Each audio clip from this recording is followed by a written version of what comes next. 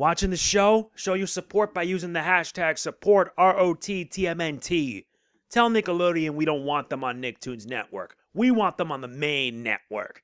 Show your support for the show as well. And luckily, we saved the best for last. Well, not really, because the previous episode was the best out of them all. Anyway, I'm MegamanNG, and I welcome you to another Rise of the TMNT Season 2 episode review. Today, we will be talking about Episode 9B, Bad Hair Day. Yep, here we go. I'll provide a summary as well as some of the main points. And I will say right here, this special has been pretty solid. If I were to make a comparison from worst to best, I'll be providing that at the end. Let's just get started. Leo decides to head to a resort and spa hoping to unwind and have fun. However, it turns out to be a private area for members and he gets kicked out. So he ends up in a last resort spa. This place is anything but good. And it's then he learns that in order to get in, he needs to have hair. Someone at the hotel is willing to help, but Leo has no idea of the trouble that will befall him. Can he get his rest and relaxation, or will his time lead to even more trouble?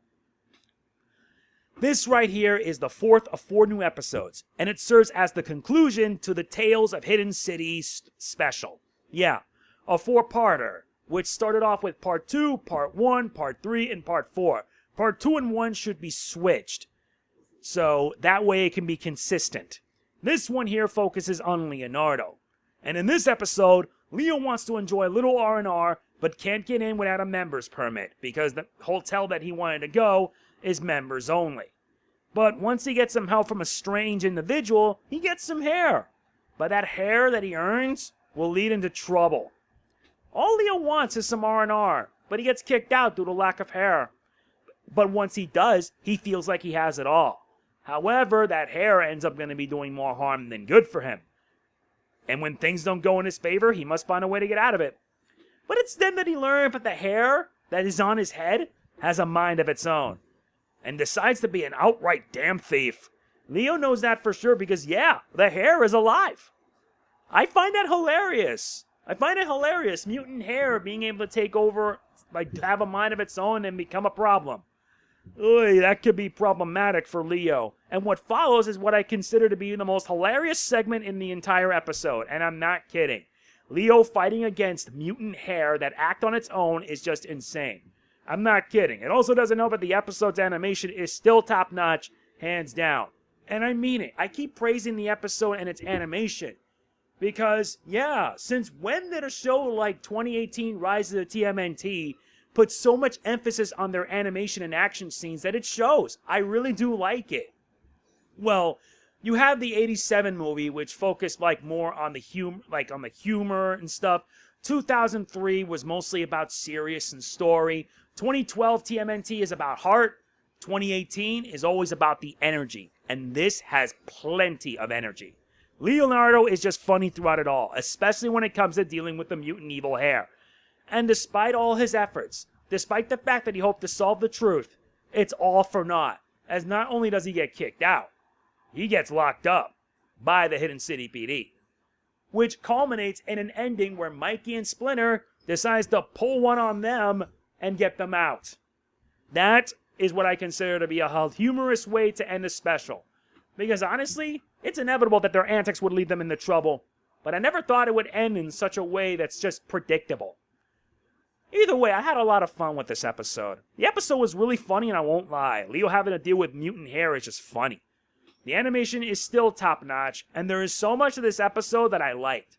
Honestly, it's just that good, and I recommend that you give it a watch for yourself. If you already have bought it on iTunes and whatnot, watch it and you'll like it. I really did enjoy overall the entire 4-part special, and it's surprising that these guys actually done that.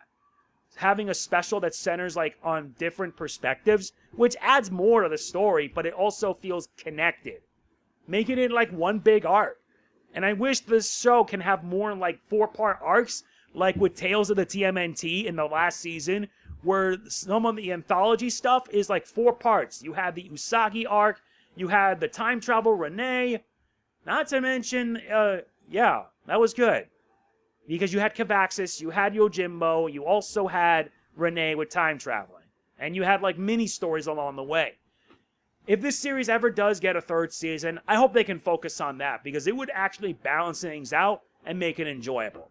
So yeah, my final score for this episode is a 9 out of 10. And for the series overall, also a 9 out of 10.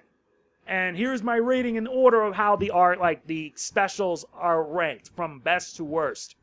I rank in parts at least. It's 3, 1, 4, 2. I mean it. All of them are good. I can't really decide. You can make your own assumptions on your own in the comments. And believe me, the next time we get more episodes, look forward to these reviews. Because remember, I have a job to do and I gotta see it through. Thankfully, it's like once a month with 4 episodes, or there's at least that.